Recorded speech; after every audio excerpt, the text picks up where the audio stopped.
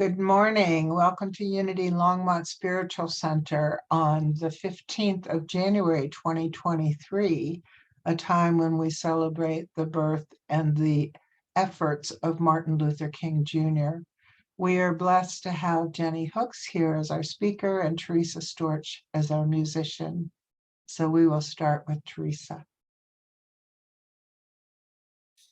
You made me want to play Would I Burn. That's I'll do my MLK song. How does it sound? I didn't really sound check much. Okay. Would I burn like Joan of Arc? Believe my words. No spark or fear of fire could make me denounce them. Could I stand like Dr. King, believe the vision of my dream? No burning cross, threat of death, take it from me. What would I burn for? Could I draw the racist draft? Could I stand for anything where I'd feel bullets whizzing past? Would I burn? Could I sit at Gandhi's feet, sit well surrounded by police, be the change I want to see, simply emanating peace? Could I have Mandela's heart, forgive my captors for their part, call them my equals, while from their prison I am released? Would I burn for? Would I die for my beliefs? Could I be burning light to point us towards our own release? Would I give my life just to do what's right? Would I give my life? Would I burn?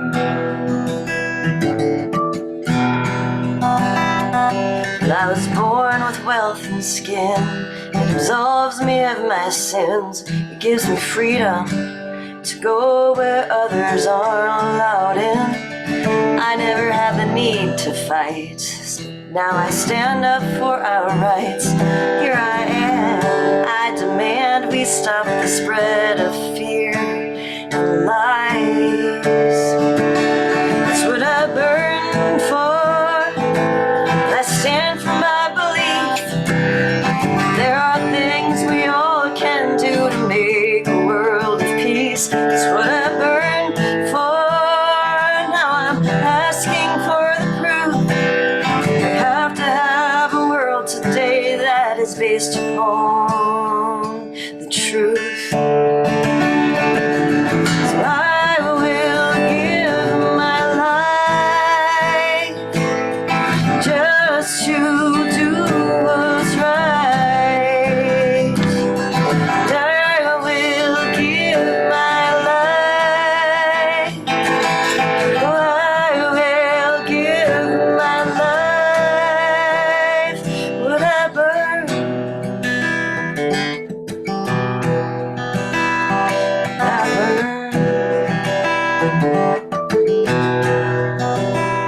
Would I burn like Joan of Arc? Believe my words. No spark or fear of fire could make me denounce them. How very perfect. Thank you, Teresa. It's at this time that we go into prayer by taking a breath. Beloved presence, everywhere present. Teresa has just asked, would we give our life to do what's right? Martin Luther King Jr. said, the time is always right to do what is right. The time is always right to do what is right. Are we willing to burn? We remember Moses in the burning bush, how the fire was hot. It was so intense, and yet the bush was not affected. Can we find that same passion, that same devotion within ourselves in every day, in every moment, as we are called to do what is right? We trust that we can. We trust that we know. And so it is. Amen. We will hear from Teresa again. I wanted to sing this love song.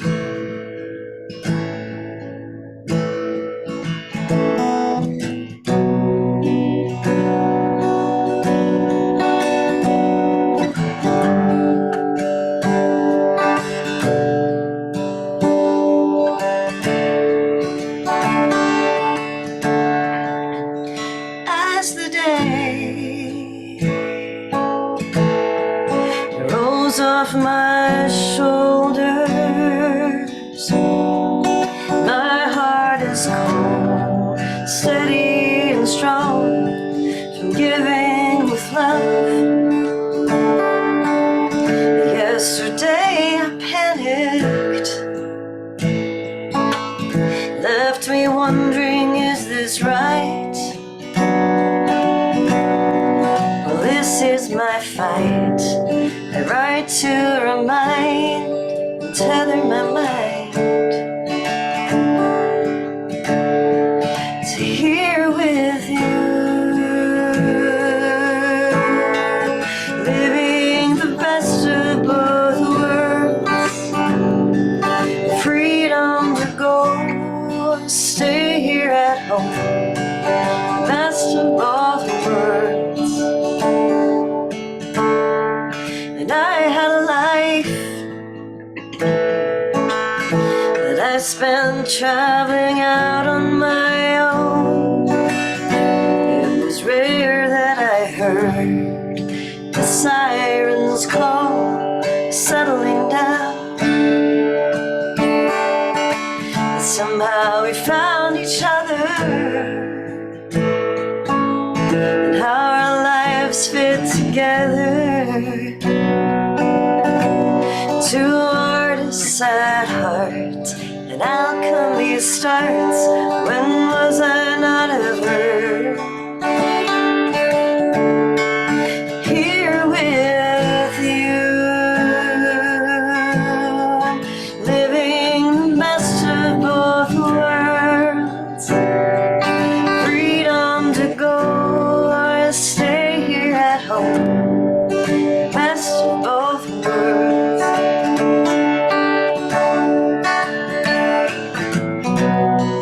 Some days it feels like a burden that I want to hide, ignoring my life. Well, that's because I've forgotten all that came before I was here with you, living the best of both worlds, where I can go and travel alone, or stay with our family here at home, here with you. We're living the best of both worlds, where I can go and spend time alone, or hang with my best friend, here with you. Best of both worlds, best of both worlds, best of both worlds.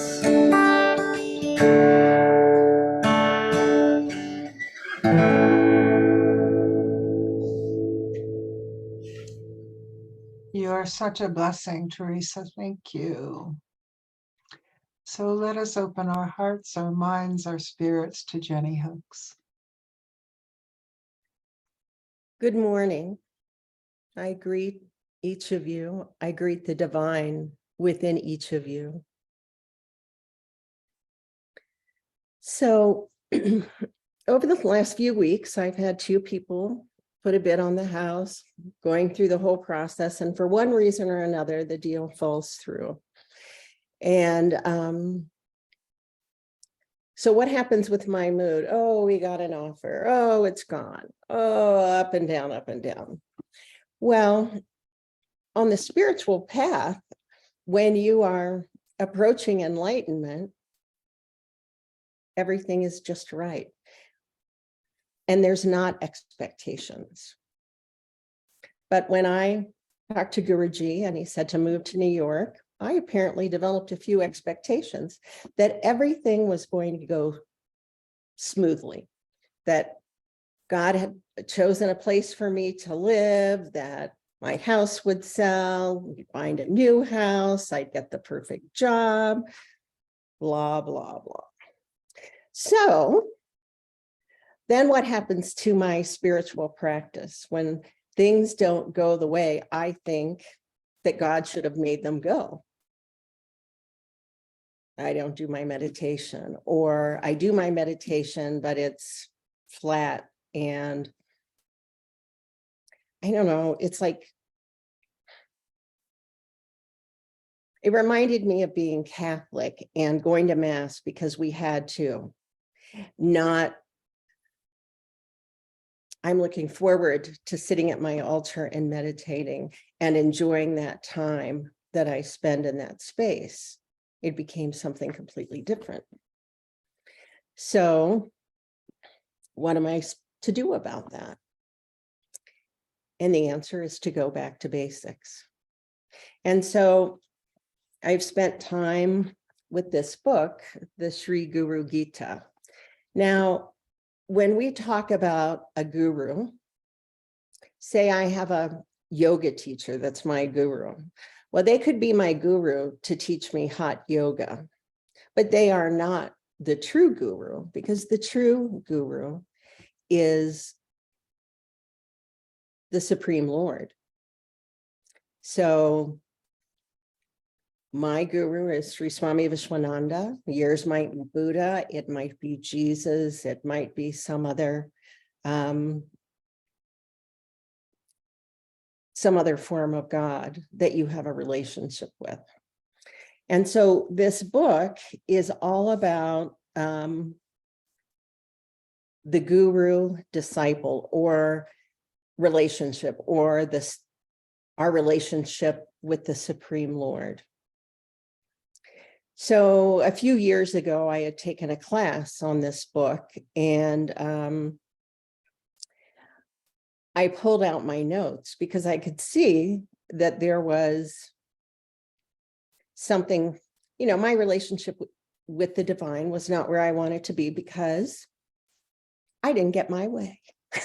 Just like, a 3-year-old, when they say, I hate you, mommy, because you say no to giving them cookies before dinner. And that was sort of my attitude. And I hate to admit it, but it's the truth. So what am I going to do with this? And I go back to reading this notes, and I am reminded that as children, our parents are God. They kind of control our universe. So then when we get to be adults, we slap onto God these beliefs that we have that are not true onto God. And anytime we limit God, we shrink our relationship with God, because God is limited. We're the limited ones. We can't even if we had the opportunity to see God in God's unlimited form, we would freak out. We wouldn't know how to handle it. So I thought about that. You know, what have I unjustly given to God in my relationship? And why was I feeling like a 4-year-old and wanting to have a temper tantrum because I wanted things differently? And what expectations did I have?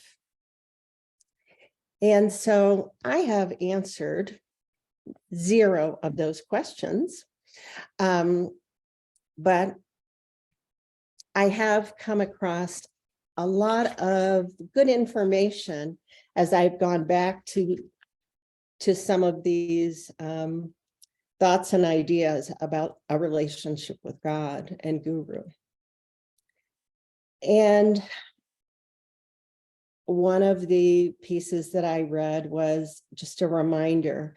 And I have to say that I was reading some of these things. It brought me back to unity and the tenets of unity. And we know that there is, so it's true. This is true. Last night when I was getting ready for bed, I was tired. That's a temporary truth, because when I woke up this morning, and after I got moving, not immediately, I didn't feel tired anymore. So it wasn't that I was lying, saying I was tired last night. It's just a temporary truth. And in this moment, I'm not tired. But on the spiritual path, we want to look at universal truths. What is true always? And if I was speaking to a group of atheists, I probably wouldn't say this, but it doesn't matter if I believe them or not, because a universal truth is true whether I believe it or not. God still exists whether I believe it or not. And what's interesting about these universal truths that are found in scripture is that they're in multiple scriptures, meaning they're in Judeo-Christian texts, they're in Hindu texts. And so if we were really good readers and we could read really fast and go through all of these texts, we might be able to sieve out some of the universal truths. Fortunately, I have people that are smarter and wiser than me that have pointed out a few to me. So those are the ones I can share with you today. And the first one is one truth, one reality, one God, expressed in many ways. So in reading this book, the Guru Gita, it is about Parvati asking Lord Shiva, what is the importance of the Guru? And when I change that language to say, what is the importance of the Supreme Lord? Because if I had grown up Indian, I think Guru would have made sense. But I'm still more of somebody that knows more about another topic than I do. Can be a math guru or a French guru or a yoga guru. But so here she asks, what is the importance of our relationship with God? And at first it was like an overwhelming question, like even just hearing the term Supreme Lord. That's honestly really incomprehensible to me. Like I can think about it, but I can only know, because I'm limited, a version of God that I create in my mind. So the only way to really know God is to move away from the mind to the soul. And the soul, in that deep place of meditation, can know God on a level that my mind cannot know. And how do I get there? How do I progress on that path? It takes intention. It takes surrender, humility, and apparently what I missed the boat on lately, acceptance. So in this book, Shiva goes on to talk about the secret of devotion, or the path of devotion, and this requirement of intention and perseverance. And he reminds us that our life goal is to seek and find God. Now, we live in a material world, and we have jobs, and we have to go to the grocery and cook dinner or whatever it is we need to do. So how, as we're doing these things in the material world, do we seek and find God?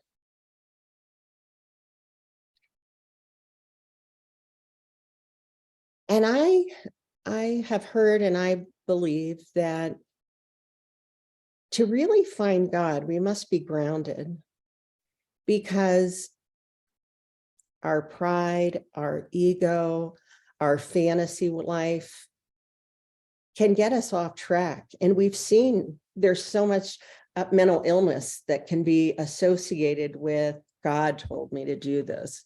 So,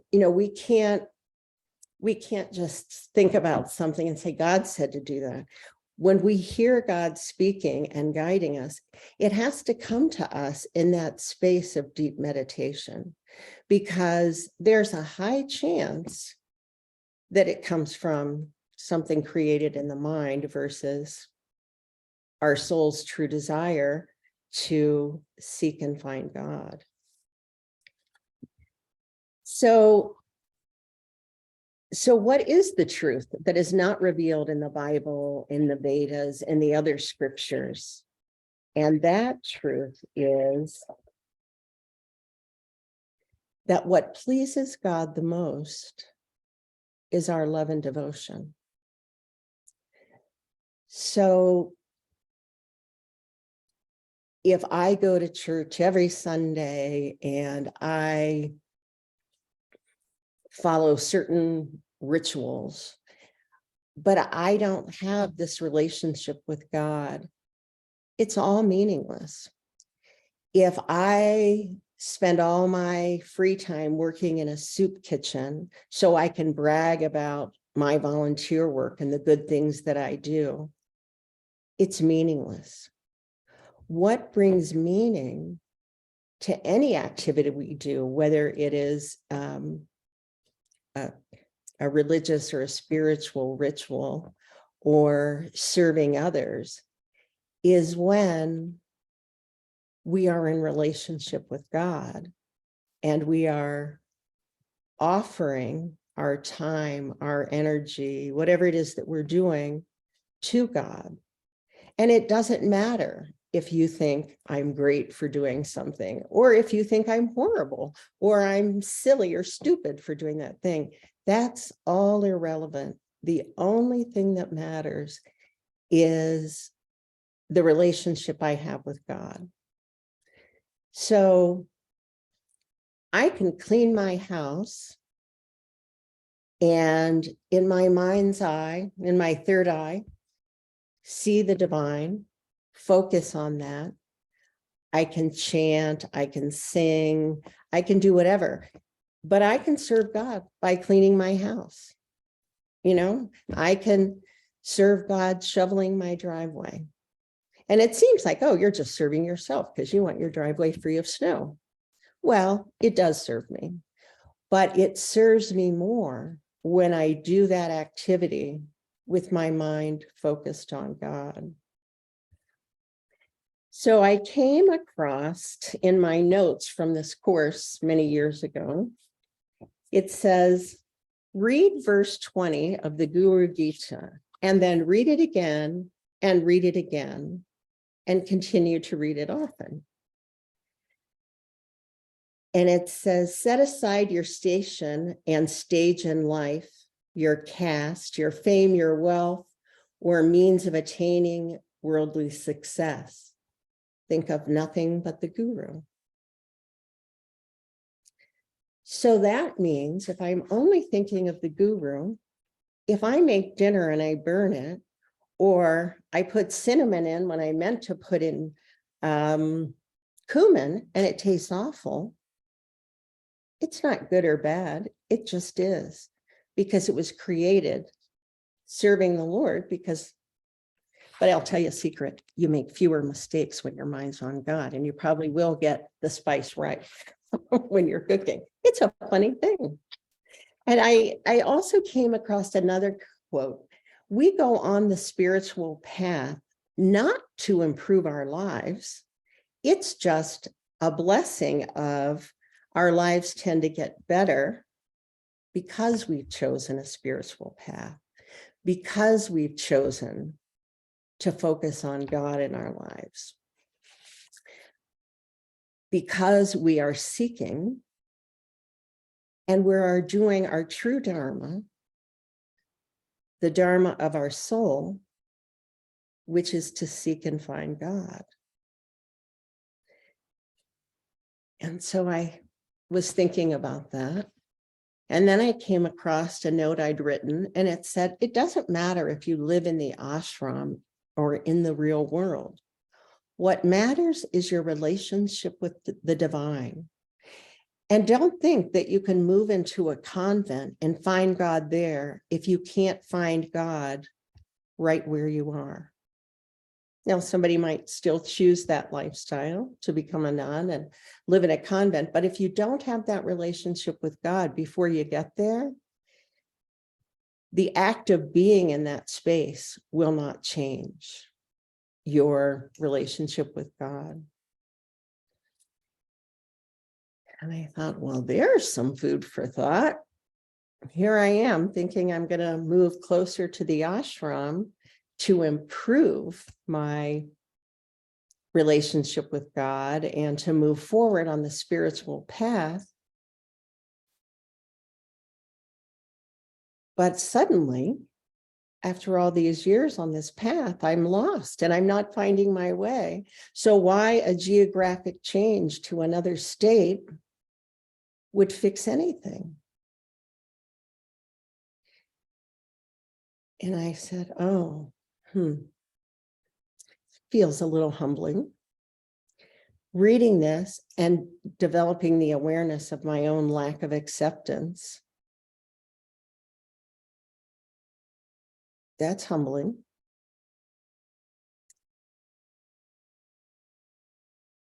But what's most humbling of all is that after years on this spiritual path, that I, little I, could allow my mind to reduce me to childish ways and childish thoughts and temper tantrums.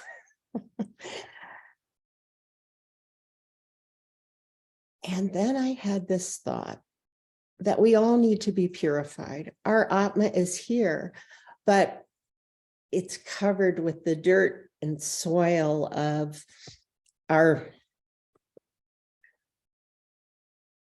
the belief that we have internalized to be permanent truths that are in fact actually just lies, things we believe about ourselves, things we don't even know we believe about God that we internalized a long time ago. And then things are starting to shift because I thought, this is a purification process. I've learned more about myself, of stuff that I need to shed and let go of, beliefs that I've carried, and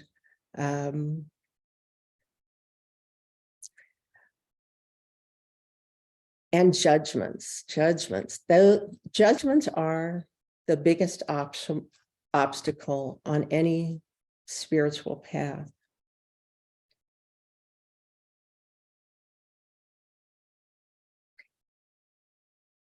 And so I found a little tiny bit of acceptance for my attitude and my I want it my way sort of thing, or why is this so hard? And I remember it was a few years ago when I was on this path and I was having a conversation with God at my altar. And I said, why do you make everything so hard? And I remembered the response came immediately. Why do you make things so hard? And, they say that when you're in the state of meditation and you think that you hear the voice of God, there are things you can ask. Did it come immediately? And I thought, oh, well, that couldn't have come any faster. And then how I felt afterwards. Was I doubting what I heard? Or did I really know that God was pointing out that I'm making things harder than they need to be? And so I thought about that with my frustration and I think, why do I make things so hard? And suddenly it gets a little bit easier. Doesn't make all of my negative thoughts go away. It just gives me the ability to laugh at myself a little bit and see how I can spin something and make myself crazy. So I begin this process of going back to the basics of my path and remembering, what is my true purpose? My true purpose is not to move to New York, or my true purpose is not to get the best job. My true purpose is to seek and find God. And that is possible wherever I am, whether I'm in Berthoud, Colorado, Germany, New York, Turkey, any place in the world I've ever been, God has been there. Because God is within us. And there's a verse in here, and I wanted to read it to you because it speaks to unity. And I moved my marker when I was looking at something else, and now I hope I can find it quickly.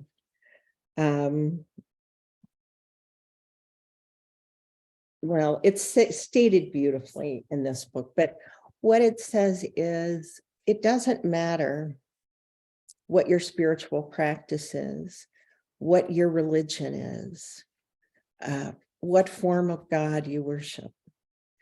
Because once you surrender everything and you have this complete relationship with the divine, all dogma falls away. All ritual falls away in terms of its importance. You may still choose to do it because you feel close to God through that practice, but it all becomes irrelevant. So it doesn't matter if you're Catholic or Protestant or attend Unity or are Hindu or Buddhist, because all dogma falls away when you are completely aware that you have pure consciousness of who you truly are, and you are. Every breath comes through your Atma. So that's what I've been learning over the last few weeks. And I hope it can be a reminder to you when you feel like throwing a temper tantrum because God didn't deal the cards the way you wanted. And that just knowing that you make this, well, I'm going to speak for myself, but I wish this for you as well, is that you can find that space to, even if I don't fully get it, even if I still behave or think negative thoughts, I can see the divine and remember that the divine is within me, and that it's not the divine making it so hard. It's me that makes it so hard. And I can laugh at myself, because when I laugh at myself, how much easier is it to let go? When I'm like this, not so easy. When I'm laughing, I can let it go. And so it is. Thank you all for being here and giving me this opportunity to share the journey, because even as I was speaking to you, I could feel like I've taken another baby step in the right direction. And saying it out loud is a part of my healing and my growth and my path to seek and find God, and seeing the divine as I look at each and every one of you, knowing that we have this kinship to seek and find God on our journey. And so it is. Thank you, Jenny, for speaking to and for each and every one of us. It really resonates. And we will hear from Teresa at this time.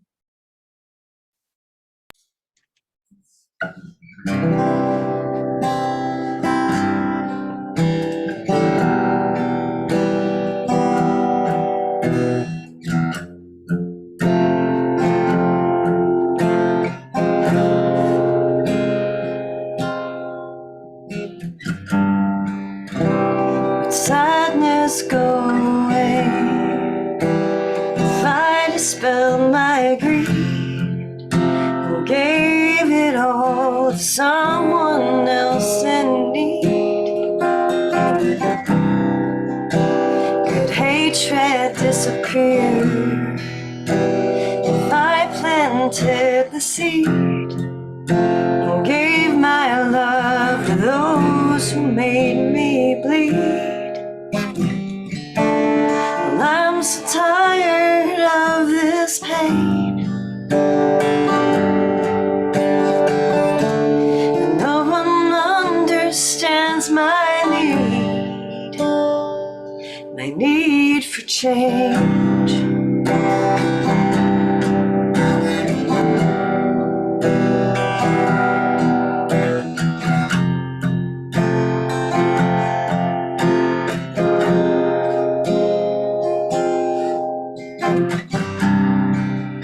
If I walked the pilgrim's path, could I become a saint? Give myself completely to restraint? Could I see all my faults as a chance for love? Would it make me wise, make me humble enough? But I'm so tired of this pain. 'Cause no one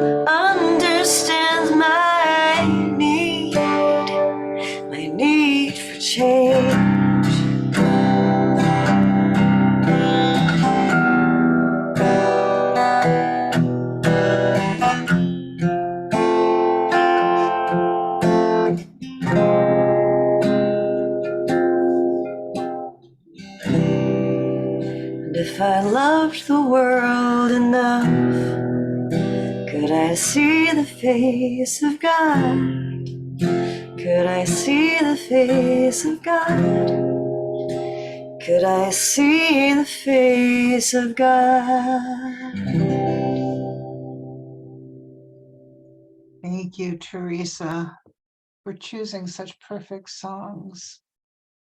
It's at this time that we go into what we call our donation of love and light by taking a breath together, becoming increasingly aware of not only our humanity, but our divinity, aware of that within ourselves. And we may call it light, we may call it love, for it is beyond any and all names. We allow ourselves to experience this divinity within in whatever way means most to us, aware of how it fills us. And there is a longing to share this experience of finding God when we seek, sharing that joy, that honor, that blessing, and yes, that humility.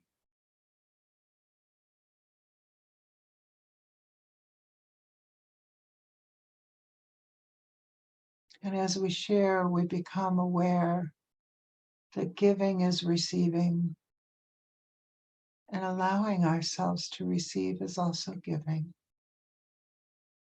For everything is in unity. Everything is one.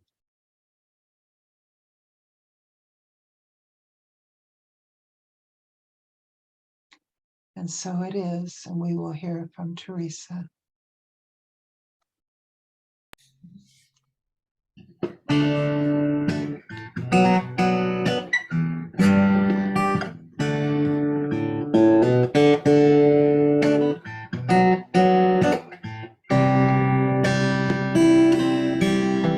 I'm grateful to the mountains for reminding me I'm small, showing me the way to hold my head up tall. I'm humbled before nature, it's painting picture perfect scenes excuse me, on this canvas that we live in, and is constantly changing. But I love this world, this world. I love this whole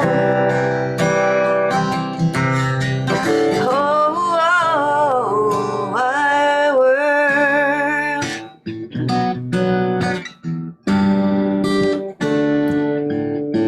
I'm grateful to the paper and the pen with which I write, for being midwife to my thoughts, bringing them to life.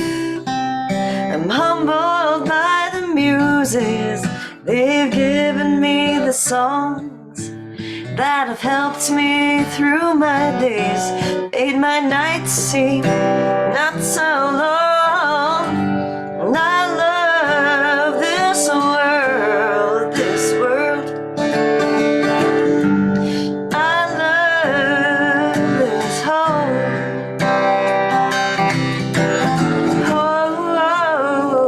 wide world.